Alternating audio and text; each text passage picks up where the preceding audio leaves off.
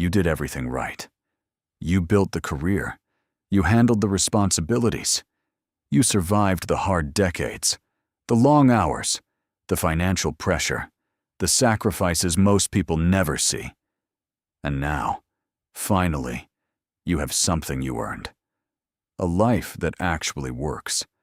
A home that reflects who you are. A routine that belongs to you.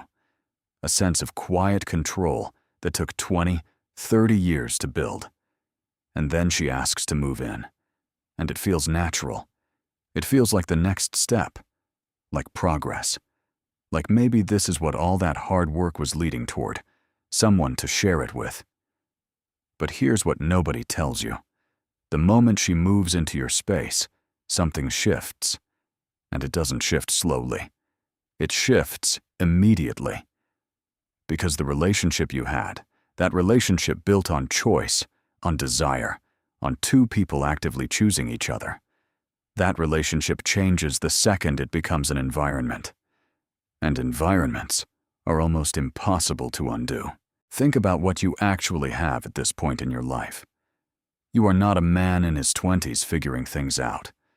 You are a man who has built something real, a lifestyle with structure, financial stability that took decades to create, personal rhythms, when you wake up, how you organize your space, where you find your peace.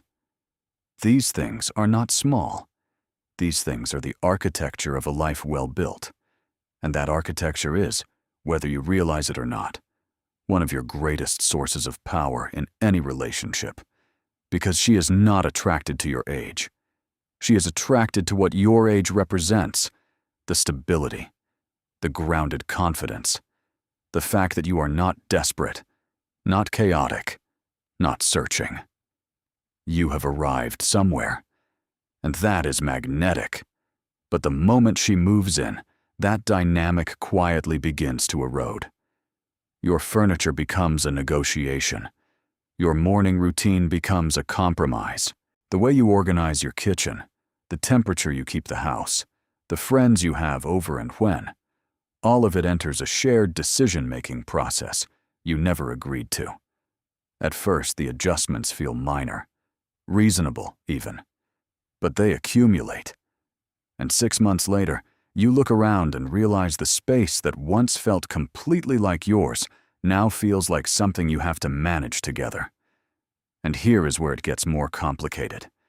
Proximity does something to relationships that most people underestimate. When two people live apart, disagreements have room to breathe. You have a difficult conversation, and then you each return to your own space. Distance creates perspective. It gives emotions time to settle before the next interaction. But inside shared walls, that buffer disappears. Tension doesn't dissipate. It lingers. Small irritations don't reset. They stack. The relationship that once felt exciting and intentional slowly starts to feel like maintenance. This is not about caring less. People move in together because they care.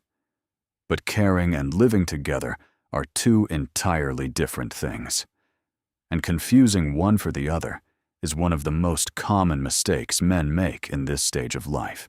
There is also something deeper happening that most men don't talk about openly.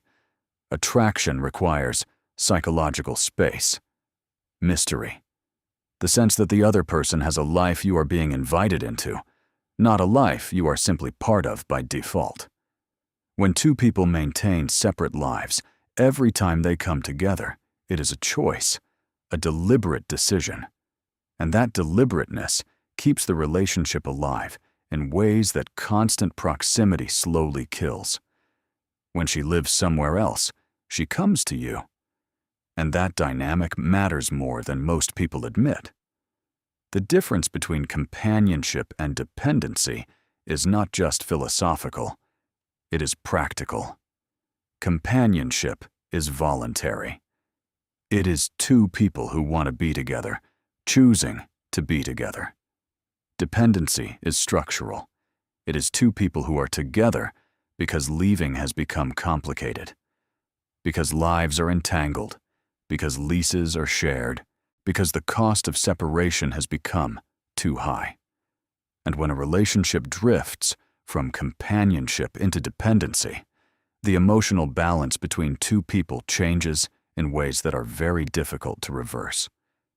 For men over 50, this is not a minor consideration. Your stability is not just a personal comfort. It is the foundation of how you show up in every relationship in your life. Protect it carelessly, and you risk losing not just the relationship, but the version of yourself that made you worth knowing in the first place. This is not about avoiding love. It is not about keeping people at a distance out of fear. It is about understanding that the strongest relationships are built on freedom, not obligation, on choice, not circumstance, on two people who actively want to be in each other's lives, not two people trapped in the same space trying to make the best of a dynamic that quietly stopped working. The men who figure this out are not cold. They are not selfish. They are simply clear about what they have built and what it is worth protecting. Your home is your territory. Your independence is your leverage. And your peace of mind, after everything you have been through to earn it, is worth more than any short-term convenience. Guard it accordingly.